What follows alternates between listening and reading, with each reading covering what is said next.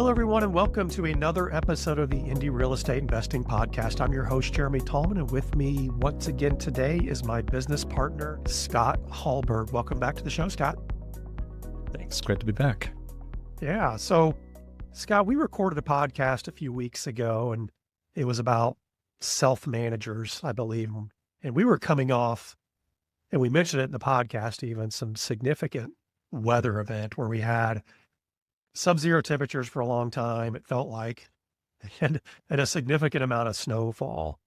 And it kind of started this idea of, should we talk more about or have a podcast about this idea of managing rental properties in extreme weather conditions? Because it's just not winter, and we're going to get into that. But Scott, tell me, generally, how would you characterize the weather here in central Indiana? Yeah, it's all over the place. We have sort of a unique situation in our zone that we're in. It's very transitory. So, we have a warm front coming through today. It's supposed to be 80, but right now it's like 40. So we Yeah. have these wild temperature swings. And, that means that it does expose us to severe weather as a cold front comes through or warm front.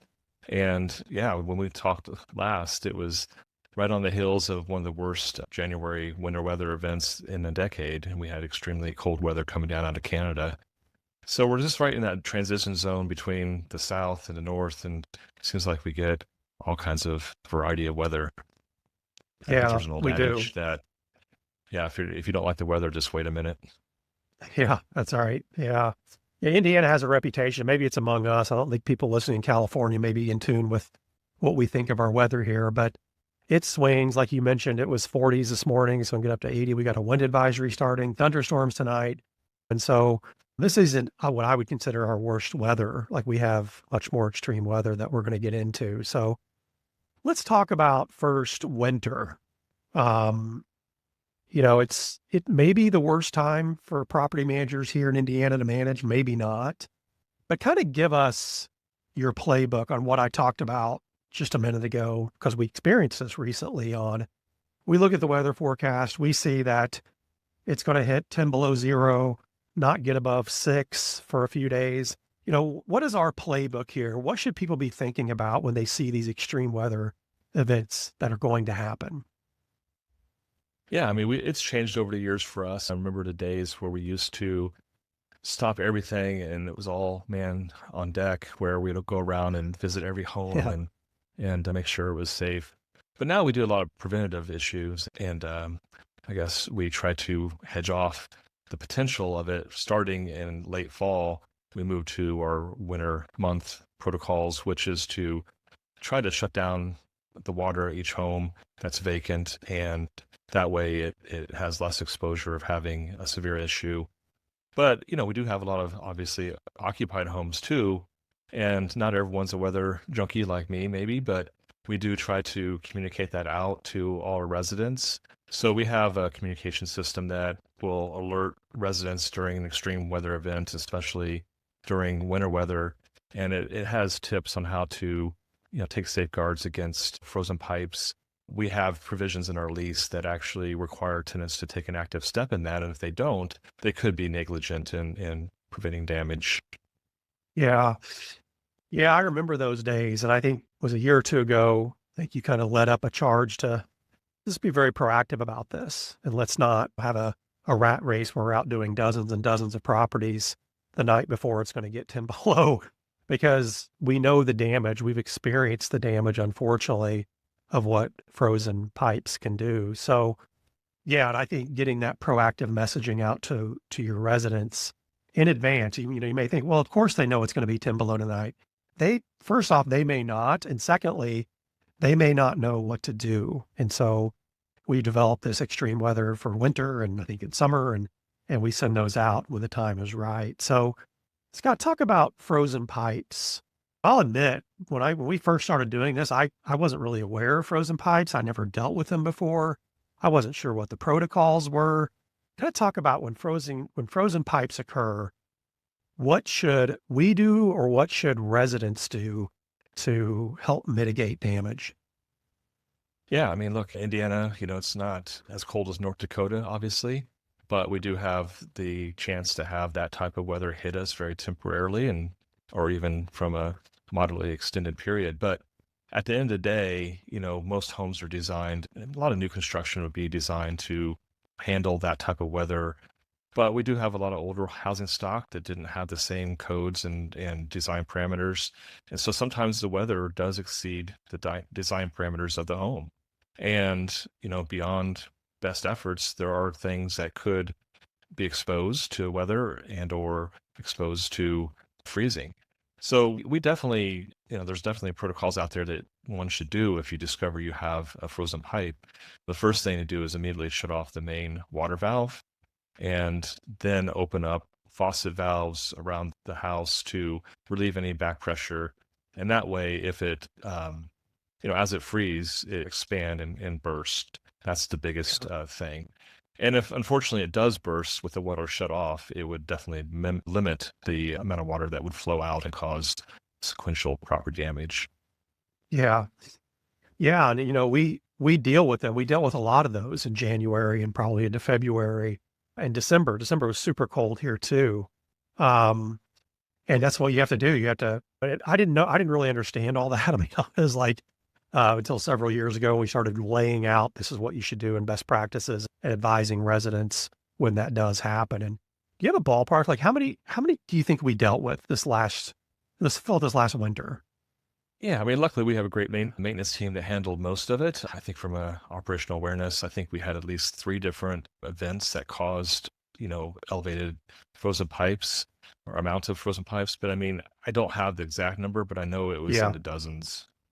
Yeah. That it actually came through and reported as such. So, but yeah, like you mentioned, I think residents can do a lot proactively to help head that off. But at the end of the day, even if they have water dripping and things like that, if the pipe is exposed and you've got wind and you've got extreme cold, it's gonna likely freeze. And so it's just something that if you do this long enough, if you have homes that are older, you're going to encounter. Let's talk about snow removal. We get this question a lot from new clients. They're like, "Hey, I guess I'm responsible for snow removal," and it goes along kind of with mowing the grass and things like that. So talk about how we think about snow removal here. Yeah, I mean, obviously it will snow in Indiana. And Yeah, for the last several years, I mean, we haven't had a tremendous amount of snow each year, but this year was a little slightly above average, I think. But back in the yeah, day when we were children, there were events where we get snow all the time back in the yeah, 80s and early 90s. But yeah, well, we do take snow removal seriously because it is a liability risk. People do slip and fall, and we don't want any exposures for our company or our owners. So what we do is we kind of follow the city's guidelines. And so for a snow event at over 2 inches, we will start our snow removal programs and get those multifamily properties handled as well as vacant single family homes. And what we're trying to do is just trying to mitigate the risk of anyone walking up to the property and slipping through the snow and falling. yeah, yeah. And just to clarify, right? So it's the big multifamilies, or not even big, but just multifamilies that are more than duplexes, I think, and then vacant single families. But we require our residents to shovel their own. If they're living in a single family home, they're shoveling their own snow, right? We're not offering that Right. concierge service. Right. But I think that kind of surprises some new landlords when they come into the system. Is like, oh, you don't deal with snow removal. It's like, no, it's literally in our lease that they're going to be responsible for that. But our snow removal list can be huge, and I know it's our vendors work nonstop to get that snow removed because, like you mentioned, you don't want that liability. You don't want residents falling, and then that can lead to big problems. So, well, that's winter. That's a lot. But let's move on to spring. And where we are today, what are some of the big issues we see during springtime? Well, it's interesting. I mean, now that we're recording this podcast today here, early April, almost a year ago today, we had a tornado event that was a close call for me. I mean, it was less than a mile from my house, and so that was kind of a very scary moment. I remember my wife and we were hunkering down, trying to stay Yeah. safe, and luckily it missed us. But yeah, in the spring, our biggest challenge is tornado risk. I mean, we're not technically in Tornado Alley, but we're close to it, and we have an elevated risk for that. But I think the greatest overall thread and the most common thing that happens is the severe storms that come through have obviously a heavy rain component, a hail component, and a high wind. Like you mentioned earlier, we have a high wind warning today for later this afternoon. So those are the more common things that happen around here, more frequent. But we do have tornadoes in every month of the year, surprisingly, even winter, and that can happen isolated. So Yeah. Gosh, I forgot about that tornado warning because that was the only time we went to our basement where we live, and we've been there over 7, 8 years maybe. But yeah, it got scary for a while. And I remember walking out in my front porch and looking up and going, okay, we probably need to go to the basement because it looked scary out, like different colors and things I hadn't seen before. So we headed to the basement for a while with our dogs. They weren't really sure what was going on. But you mentioned wind, and even last week here at our office, our one of our neighbors, which is the commercial building next to us, had a tree fall on their building from wind the night before. This was last Monday, and knocked our internet out. And we were out for a day and a half of internet, which is not fun when you're trying to run a business. And my fence at home had some things fall apart and had to screw them back together. And so, so there's a lot of that going on. I know trees down. That's just whenever, again, weather events bring along a lot of maintenance. They bring on a lot of stress. They bring on a lot of anxiety for people. And this is just one of them. So you talked about the heavy rains and even the hail, which hail can do, significant damage to not only roofs, but siding and windows and vehicles, and all that good stuff. But as far as you can't really stop hail, but talk about like basement flooding and like some good preventative tips that people can think about to help reduce that chance of basement flooding. yeah, before I start on that, that does bring a memory up. Our largest loss and kind of the most frustrating thing we had in our personal portfolio, I don't know, it was like 15 years ago or so. We had a big Mhm. hailstorm that came through and hit Yeah. several homes, damaged all the roofs, it damaged siding, broke windows, and that was somewhat painful to deal with because most of our properties were in a somewhat narrow, small area of town, and it just hit us like a Yeah. bullseye. But yeah, flooding is one of the more common risk and basement issues. I think that if you have a basement in Indiana, it's not if it will flood, it's just when it will flood. I think we Mhm. both experienced that personally in our personal residences as well as a few Yep. of our rental properties. So there are several steps you can do to minimize the risk and mitigate the damage. I think that the simplest thing to do is just make sure that your gutters are in good order and are working and clear of debris. And that way the water will be hopefully channeled. And as long as you have the extensions pointing away from the house, to Right. put that water away from the foundation, it generally will reduce the risk of water coming back into the basement. But I think another thing that can be tricky is just the ground situation around the home and how it's ground graded. And you just want to make sure there's negative flow away from the house so water doesn't backflow into the house or accumulate around the foundation. And then the final thing, I think, and what is probably the best thing to do, is to put in a waterproofing system in basements, which includes a sump pump. And that way, when the water does inevitably come in, it will be controlled and mitigated and removed in a timely manner to prevent, any other property damage. Yeah. I mean, our basements in Indiana, they're just holes in the ground. That's what they are. I mean, that's what they are. And we own a lot of older homes, Scott, and we know that it's almost impossible to keep all water out of basements all the time.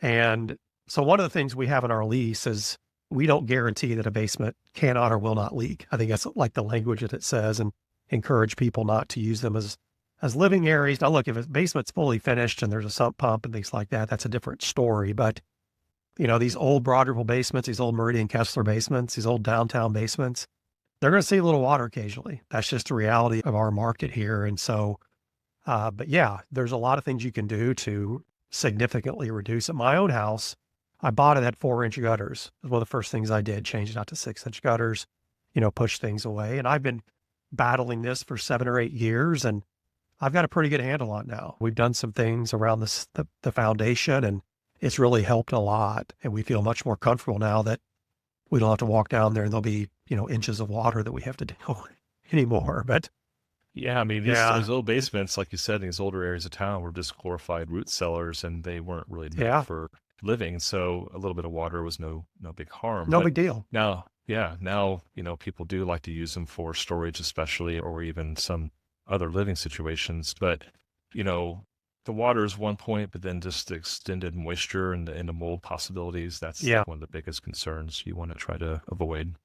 Absolutely. That's a whole different topic. But yes, when your basement gets water, dehumidifiers, but we can, maybe that's a different podcast. But so let's move on to summer.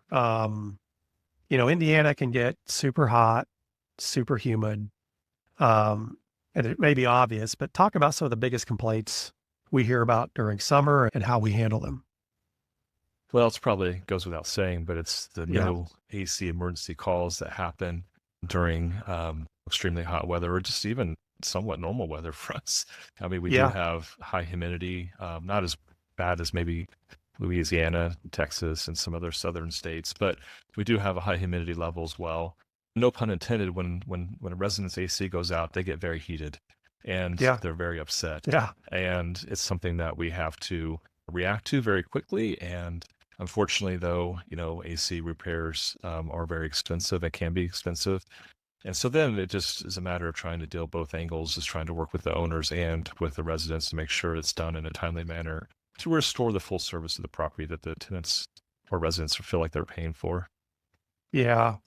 And look, we get those calls where, because 95 degrees, it's probably hits that every summer or somewhere close to that. And like you mentioned, just heavy, heavy humidity that just, feels like you're swimming through when you're walking down the street. But there are sometimes we get calls and let's say it's 95 degrees, it's been really humid out.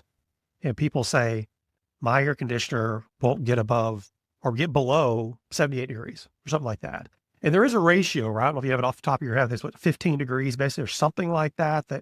If you're running at 90, if it's 95 and your air conditioner's at 75, it's probably doing a pretty good job because there's a chemistry there, whatever word you want to use, that your AC is designed for this, but it's experiencing something different and it cannot get to where you want it to get.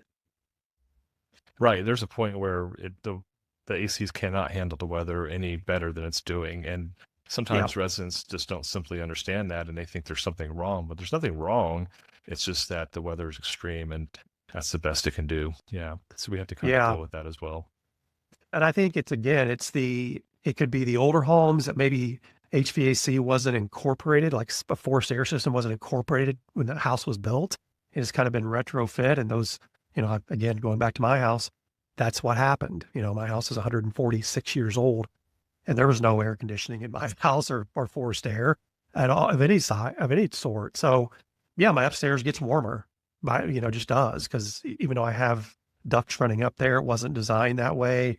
And and I also think it happens when you have like a vinyl village house that may have not been built, with weatherproofing and insulation, high in mind.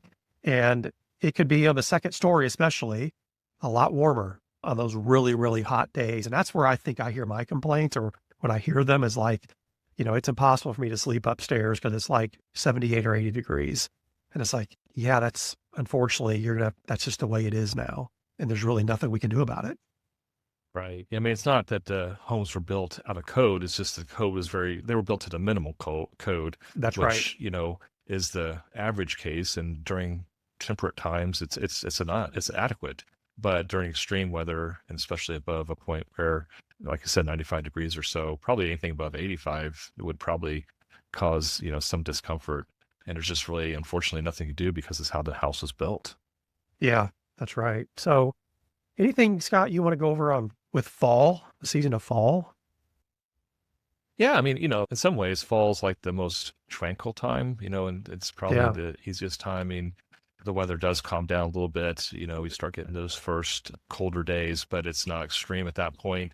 Generally, the humidity is finally over and we're able to enjoy the crisp days. The biggest issue we have to deal with kind of circles back to gutters, because of fallen leaves. I mean, we have a lot of forested areas in our city. We have a lot of greenery. You're going to have a lot of leaves that start turning and falling.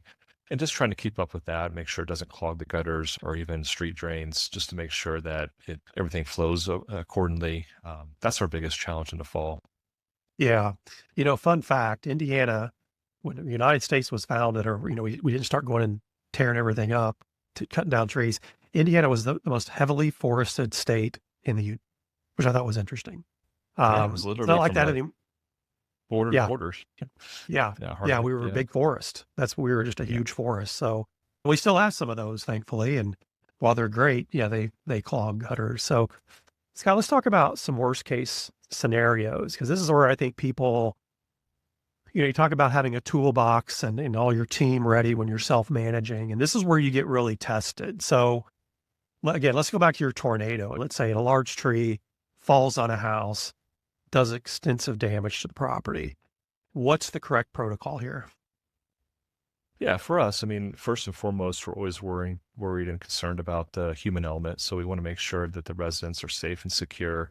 But beyond that, and what we do is we want to move as quickly as possible to secure the property and to prevent any further damage. So that's our first thoughts. And depending on what happens, we can talk about this later, but there's a lot of different protocols that we put in place to actually get the emergency handled and then stabilized and fully Yeah, restored. yeah, yeah. And I think that's where the release really comes down and dictates, I think, to a large extent, your playbook on how you handle those disasters, those catastrophes. And, we've talked about it here, our property, our quad that we talked about with the fire. We had to follow our lease. There's condemnation clauses and how long the landlord has to repair things. So I think it's just so important that the lease addresses things like this. So if you have a natural disaster or even, a fire, that you have protocols in place, because if you don't, you're flying blind. You're not really sure how to do with things. And that can it can really frustrate your resident. You're going to be frustrated. You're going to be frazzled. And so it's just best to have that playbook already designed through your lease so you know exactly what to do. So talk about response time. You hit on it a little bit earlier, but response time matters for the resident, for the property, but talk about that and how we think about that. Yeah, just like you said, you want to have a playbook. You want to have sort of these things at least initially planned out, and your responses planned out. So you want to have a good vendor database that you can rely on. I mean, you don't literally want to have to go out in the middle of the night and put a tarp on a roof, but there are people out there Yeah. that will do that, and you got to have those numbers and those relationships pre-established. But we have, certain protocols that we follow. We have a certain maintenance authorities within our property management contract. So under our emergency maintenance authority, we're allowed to handle the immediate response regardless of cost to stabilize the property. And that is, important just from a timing standpoint, because again, we want to try to mitigate and minimize any further damage, hopefully shorten the overall response time. But then we start communicating with our residents and our owners, letting them know what the next steps will be. And sometimes it's simple. It's just getting a contractor out there to make a repair. Other times it can be very complex because it could involve insurance companies, adjusters, and a whole Yeah. long, process to sort all that out. And in the worst case scenario, as you mentioned, we do have condemnation clauses that if the home becomes uninhabitable for an extended period of time, then, the lease could be terminated. There's triggers that I think in our lease, it's 60 days, that if a home can't be restored within 60 days, the Yeah. lease can be terminated with certain provisions. So, you want to have all that planned out, and you need to work through it as quickly as possible, because, we're not just talking about a physical structure and an asset, which, from our client's standpoint is important, of course, but it is someone's home, and our residents need a safe place to live. And that's, a big Yeah. concern of ours as well. So maybe scaling that back a little bit, talking about response time too, is even, go back to that the sub-zero temperatures we had. And let's say the pipes are flowing and there's no frozen pipes, but the resident calls and says, my heat's out, and it's going to get a high of 6 that day. Talk about response time there as well. Like, the house isn't or it's not currently damaged, right? It's a maintenance issue. In some cases, it could be a routine maintenance issue, but this is different. This puts us in a very different category. It's not like today, if someone calls and, hey, my heat's out. It's like, well, it was cooler this morning. It's get 80 later today. We'll get a vendor there, today if at all possible. But now you've got 6 degrees outside. It's going to be 10 below this, tonight. Let's pretend. Talk about response time there, because to me, that's different. I'm sure you agree. Yeah, yeah. I mean, look, every day, we have challenges and we have to act accordingly. We have certain provisions in the state statutes that require certain things to work at all times, and we take that very seriously. So, we kind of follow the city and county court ordinances about response times, things like heat, like you mentioned, and water flow, sewer flow, that type of thing is a mandated requirement of all properties. So if there's a deficiency or something that is preventing that to work normally, we take it very seriously, and we want to try to respond in a 24-hour period for an initial response and try to get it completely restored in 48 hours or so. Now that's, some people feel like that's not fast enough, but the state law does have some leeway in the fact that it's, you can't just wave a magic wand and have it fixed in 1 minute. So we have some breathing room, but obviously we want to get it done as quickly as possible. And then you have other issues that may be not an emergency or maybe at that exact level, but we have high priority response rates, which is the next level. Then we have our regular response rates, which is just for everyday things that may not be absolutely necessary or urgent, but we still need to get them fixed. So overall, again, ER 24 hours roughly, high priority is less than a week, and then our regular stuff is probably less than 2 weeks. Yeah, because no one wants to go through an evening. If so, you're right. We can't wave a magic wand, because if it's a high of 6, in my scenario, I'm going to get 10 below, all HVAC vendors in the city are probably running like crazy. So while we want to address that issue within hours or minutes, from the residents' perspective, they probably do. Realistically, you're right. We do have a reasonable amount of time, and that's people can define that differently, to repair it. So let's finish up with preventative maintenance. And what do you think, as far as preventative maintenance goes, gives owners kind of the best ROI against weather damage? Yeah, I mean, I think the obvious thing was making sure that your heating and air systems are working properly, and we offer some programs to ensure that. That's probably the elephant in the room, is that you want to make sure that's your probably one of your biggest amenities that needs to work at all times, not only from state requirements, but also residents do expect it. Because as you mentioned, you may say, well, it's temperate and, you don't have to respond to no heat as quickly if it's, versus 6 degrees. Well, you don't know. I mean, each resident may have their own personal needs. We have people that even when it's somewhat tempered out, no AC could cause a health problem for them. Yeah. And so we have to respond equally at all times, regardless of the actual temperature. We do take, all HVAC repairs as an emergency situation. Yeah. Yeah, I'd agree. The clean and check, we call them, there's that preventative maintenance on both systems. So it's a twice a year thing where, they come out, check the furnace one part of the year and check the AC another. To me, that has huge ROI because, and we've talked about this before, but you're allowed maybe one big maintenance emergency a year as a landlord. But after that, your resident's likely going to churn out and move out. So I just think that preventative maintenance, not only is it good for your asset, it's good for the resident happiness, which that to me is a huge return on ROI. If you can keep that tenant another year, that has huge impacts to your bottom line as a landlord. So, all right. Well, good stuff. Scott, I appreciate you joining me. Yeah, I totally agree. And I hope we helped some people through these challenging topics.